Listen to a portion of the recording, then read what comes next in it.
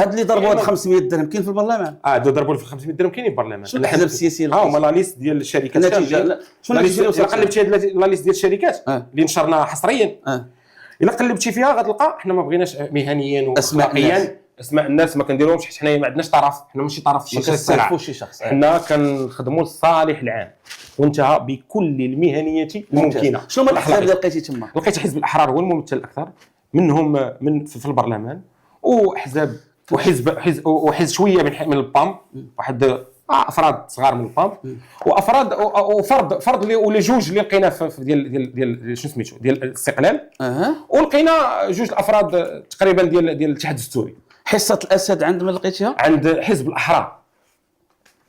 هي هذيك هذيك الملخص ديال لاشين دو فالور كامل. المستوردون الحمامه، حزب الاحرار هو الاكثر، حزب هو الاكثر، والتراكتور والميزان بلا ما نذكرش واحد السيد لانه معتقل على خلفيه امور اخرى ما نذكروش سميتو اخلاقيا باش ما نسيئوا حتى شي واحد، راه هما كيعرفوه دابا ثلاثه راه كيعرفوا نزار البرك اللي مشكلين الحكومه مستافدين، هما اللي جابوا هذا الغنم، استافدوا من هذا الغنم.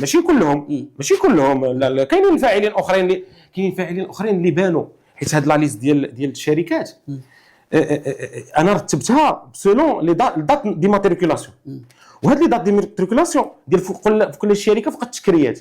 فاش سطرنا درنا السطر ديال فوقاش كان اكتوبر 2022 فوقاش كان داك المرسوم ديال وقف استيفاء رسم الاستيراد، لقينا ان اكثر من 50% من الشركات المستورده تكرياو من بعد ذاك المرسوم.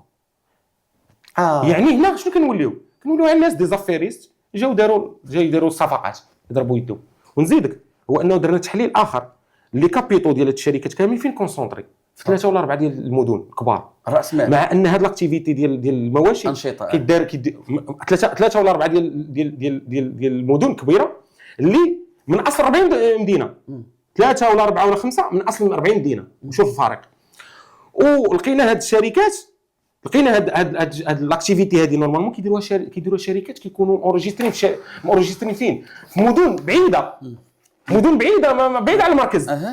وهادو راه مدن ديال المركز اللي شاد، دونك دي زافيريس خصهم تماره، وتماره فيها شي اكتيفيتي فلاحيه.